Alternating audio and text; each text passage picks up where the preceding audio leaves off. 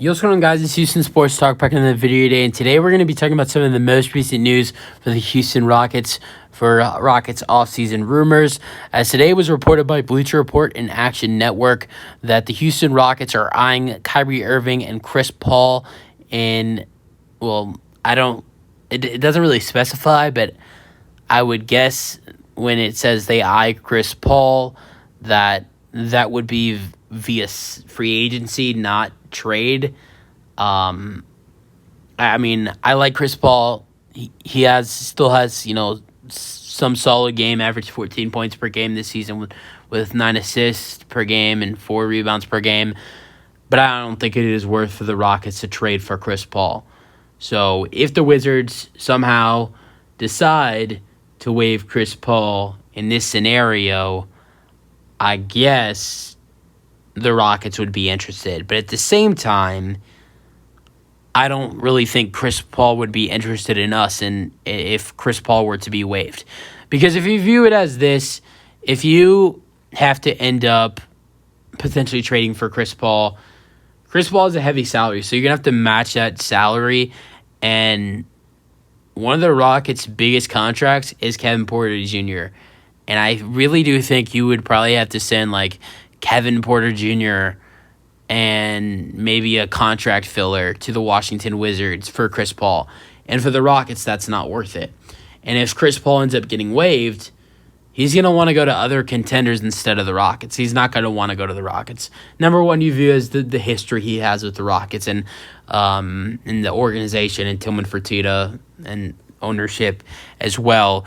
And not only that, I love what the Rockets are doing. They've done a great job. They've hired a wonderful head coach. I think that's going to be it's not the biggest. It's going to be a big factor for the Rockets. Maybe not the biggest one.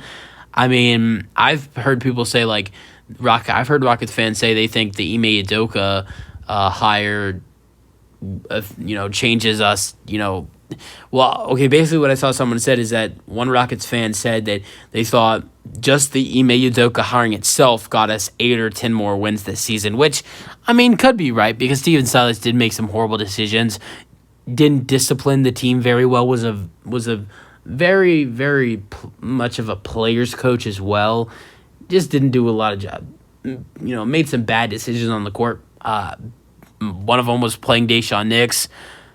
That's going to be a big factor for the Rockets. But another thing is going to be having the 4th overall pick, adding in another young talent, and then also having $60 million in cap space to spend. And the Rockets are going to be better next season. I mean, I saw someone ridiculously saying the Rockets are going to win 30 to 35 games tops next year. I mean, I can see the window around 38 to 45 wins for the Rockets next year if they do what they're supposed to do in free agency in the draft. But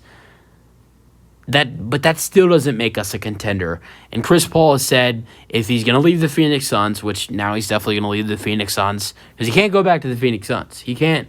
If Phoenix decides to, I think that was pretty obvious, but Phoenix is not an option for him anymore with this trade happening. So he's going to want to go to a contender, whether it's the Clippers or it's the Boston Celtics. We've heard the Lakers are a big contender for Chris Paul, and then another big suitor for him, which I don't think is. I think it's just a rumor, but the Warriors have also been interested as well. We've heard the Bucks as well. Contenders that have a chance to win the NBA championship are going to be interested in Chris Paul, and that's teams that Chris Paul are going to be interested in. Why I'm going over the Rockets, what their team looks like and their wins.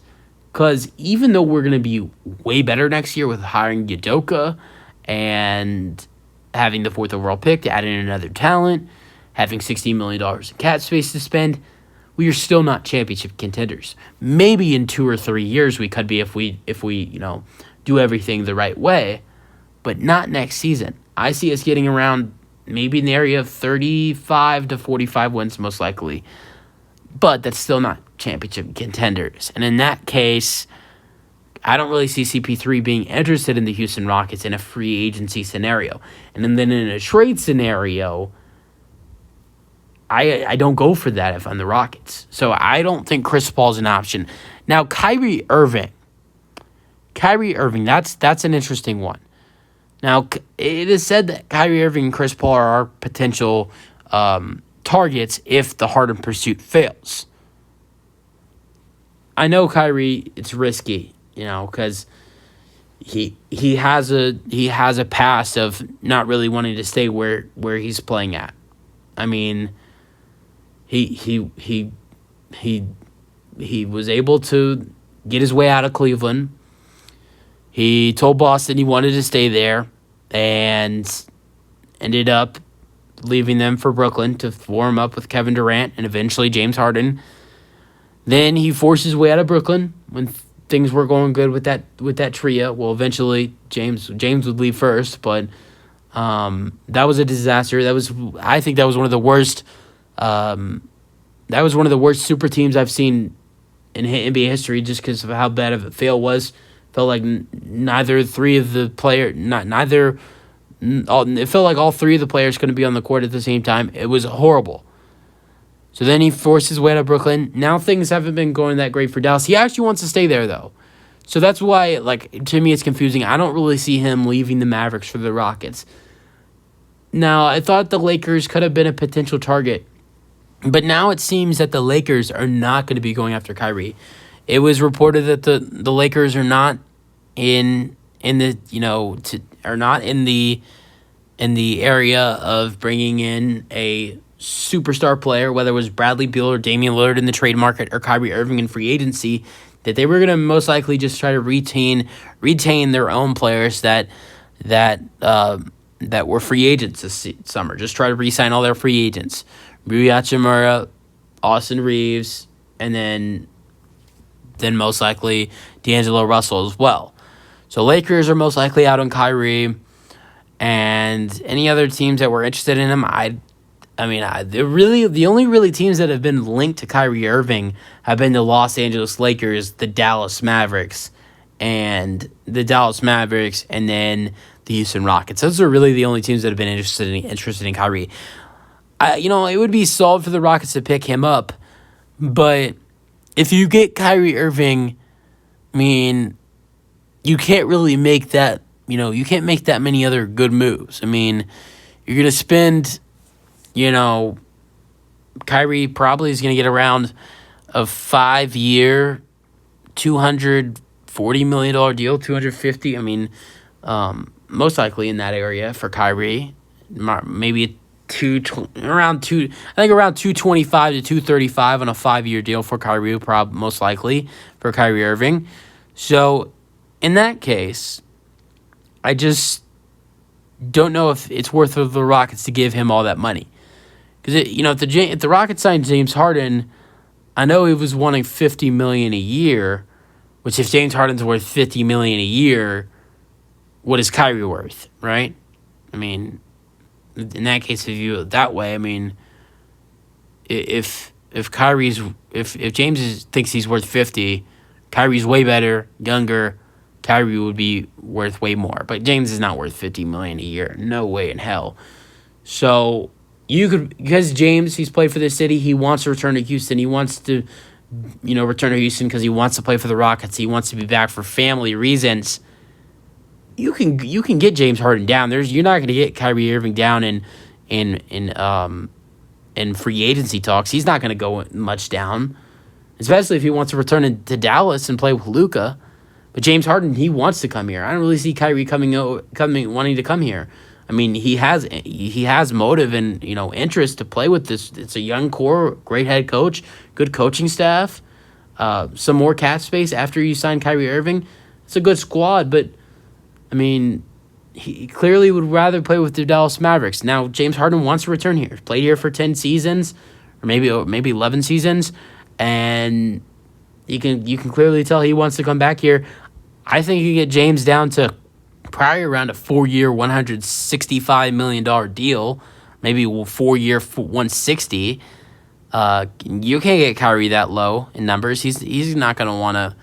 Kyrie's would rather just re-sign with Dallas. So And it's been reported that Kyrie would even take a pay cut for Dallas, so he wouldn't even take a pay cut for the Rockets either. So, I think most likely the Rockets are they're gonna try to go have some interest in Kyrie Irving, but I don't think anything's gonna happen.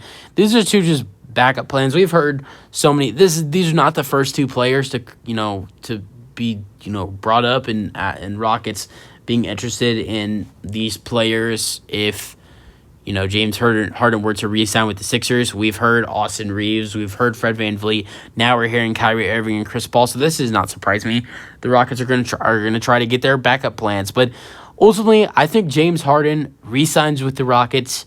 I mean, he wasn't here. I mean, I think James Harden returns to the Rockets. I don't want it to happen, but I think the Rockets will sign Dillon Brooks. I know a lot of Rockets fans don't want the Rockets to sign James Harden. I actually do. Now, I think almost every Rockets fans want the Rockets to stay away from Dillon Brooks. Now, I wouldn't mind this signing, but I don't want it to happen. It's too risky for me. I mean, I want the defense to improve next season and the three-point shooting. And I know Dillon Brooks has his three-point struggles, but he's a good three-point shooter if you view it as how the Rockets, how the Rockets' three-point shooting struggles were last season. And I want, more than anything, I want the Rockets to pick up Cam Johnson. But if we're going to be realistic, the Nets are going to match any offer that is given to him. There's a couple other names I've thought about the Rockets maybe trading for OG Anunoby. But Dillon Brooks, he's a cheaper guy. He's a good defensive player. He's a solid three-point shooter. He would work well in the Rockets with Ime Udoka. I think that he would do well. I think the only thing is control his discipline and maybe not his trash talking. I mean, that play that in the first round with LeBron James, hitting him in the midsection, that wasn't cool. And him saying I'm gonna poke the bear made it even worse because he was like, all right, we know this is coming, but if you can get him on a cheap deal with maybe like $14 million a year, I know he's probably worth maybe around 15 to 18.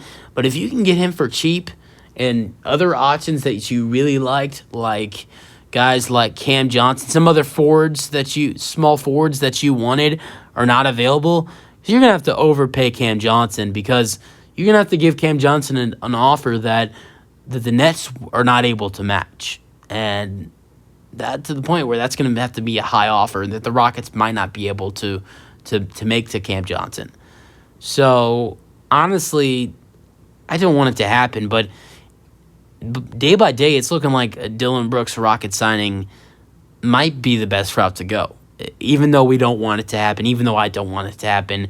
I mean, look at how the Rockets organization would be. I mean, you'd have James Harden at the point guard, Jalen Green at the shooting guard, then Jabari, or I guess Dillon Brooks would be the starting three, and then Jabari would be the 4, then Alp would be the 5, and then off the bench would be whoever you drafted for, whether it's, well, if you view it as this, I mean, I guess things would go different for the Rockets if Brandon Miller falls to 4 for the Rockets. I mean, if Brandon Miller falls to 4 to the Rockets, they probably wouldn't even be interested in Dillon Brooks anymore. But if that happens, I think most likely Amon Thompson's. Oh, the words keep slipping out. Amon Thompson's going to be the pick for the Rockets, but I do think there is a little bit of a small chance that Brandon Miller might fall to 4. But if he does, you're looking at a lineup as Jalen at the 2, James at the 1, Miller at the 3, Jabari at the 4, and Sengun at the 5. In that case, I don't know if the Rockets would still be going after Dillon Brooks in free agency. But if you get Amon Thompson, most likely I see the Rockets signing Dillon Brooks and signing James Harden.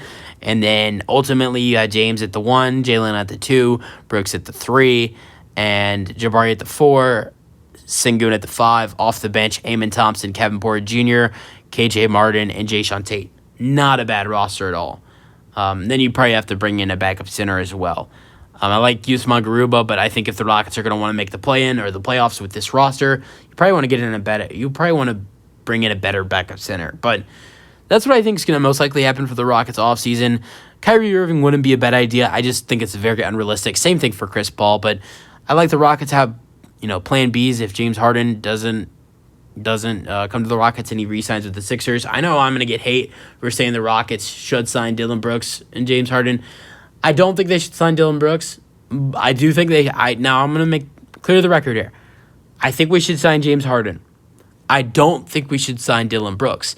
But day by day goes by, I think there's more of a chance we will be signing Dillon Brooks. I want Cam Johnson more than anything, but it's very unrealistic to happen because of the Nets, because of him being unrestricted, and the Nets reports saying Nets are gonna match any offer that is made. But you guys have your thoughts on the recent rumors for the Rockets. That's it for the video. If you guys enjoyed, and peace out. Go Rockets.